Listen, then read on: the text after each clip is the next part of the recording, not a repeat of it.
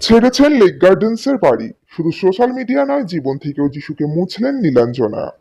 ঠিক কি ঘটেছে বিস্তারিত থাকছে এই প্রতিবেদনে। চ্যানেলে নতুন থাকলে চ্যানেলটি সাবস্ক্রাইব করবেন। যিশু সেনগুপ্ত ও নীলাঞ্জনা শর্মা, যাদের দেখলে বরাবরই হ্যাপি কাপেল বলেই মনে হতো, সেই সম্পর্কে যে ধীরে ধীরে মেঘ জমছে তার আভাস কিছুদিন ধরেই পাওয়া যাচ্ছিল ইন্ডাস্ট্রির অন্দরে। তবে যেহেতু একসঙ্গেই তারা নানা জায়গার ফ্রেমবন্দি হতেন, তাই বিষয়টি জল্পনা বলেই উড়িয়ে দিতেন অনেকে। কিন্তু সাম্প্রতিক সময়ে আচমকা নীলাঞ্জনার হাসপাতালে ভর্তি হওয়া, সেখান থেকে মন খারাপের বার্তা দেওয়া, সোশ্যাল মিডিয়া থেকে যিশুর পদবি সরিয়ে দেওয়া, এমনকি যিশুর সঙ্গে সমস্ত ছবি ডিলিট করে দেওয়া ও যিশুকে আনফলো করে দেওয়ার পর থেকেই এই জল্পনাকে সত্যি বলেই মনে করছেন সকলে। প্রশ্ন উঠছে, তাহলে কি এবার বিচ্ছেদের পথেই হাঁটছেন তারা? বর্তমান সময়ে বলিউডে ও দক্ষিণী ছবিতে চুটিয়ে অভিনয় করছেন যিশু সেনগুপ্ত। বেশিরভাগ সময়ে তিনি থাকতেন কলকাতার বাইরে। সম্প্রতি সিসিএলএ সেলিব্রেশনে শহরে দেখা যায় তাকে। এরপর একটি ছবির শুটিংয়ে কলকাতাতেই আছেন অভিনেতা। কিন্তু একই শহরে থাকা সত্ত্বেও তার লেক গার্ডেন্সের বাড়িতে, যেখানে নীলাঞ্জনা ও তাদের দুই মেয়ে থাকেন, সেই বাড়িতে থাকছেন না যিশু।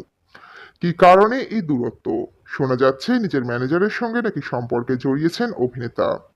কানাঘুষা সেই খবর জেনেই নাকি চরম সিদ্ধান্ত নেওয়ার চেষ্টা করেছিলেন নীলাঞ্জনা। শোনা যাচ্ছে ডিহাইড্রেশন নয়, নার্ভাস ব্রেকডাউনে আত্মহত্যা করতে গিয়েছিলেন তিনি। যদিও এই ঘটনা সম্পর্কে কথা বলতে চাননি দুজনের কেউই। তবে অন্দরের খবর, দুজনের সম্পর্ক তলানিতে ঠেকেছে। সম্প্রতি সোশ্যাল মিডিয়া জুড়ে শুধুই মন খারাপের কথা বলছেন নীলাঞ্জনা। হাসপাতাল থেকে ফিরে একটি সাদা কালো ছবি পোস্ট করে তিনি লেখেন, এই বছরটা জুড়ে রয়েছে একের পর এক হারানো, একটার পর একটা ক্ষতি, একের পর এক যুদ্ধ। কঠিন সময়ে জীবনের আসল রং দেখতে পেলাম। দেখলাম ভেঙে পড়াও সুন্দর। জানলাম আমায় ভালোবাসার এবং ঘিরে রাখার কত মানুষ আছেন।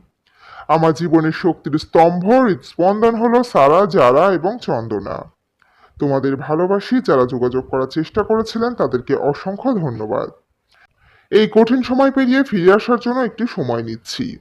মন খারাপের লম্বা পোস্টে দুই মেয়ে সারা, যারা বোন চন্দনাকে উল্লেখ করেছেন, কিন্তু যিশুর নাম ভুলে কোথাও লেখেননি। তাহলে 20 বছরের বিয়ে ভাঙছেন তারা? এই বিষয়ে কোনো মন্তব্য করেননি যিশু বা নীলাঞ্জনা কেউই। চ্যানেলে নতুন থাকলে চ্যানেলটি সাবস্ক্রাইব করবেন।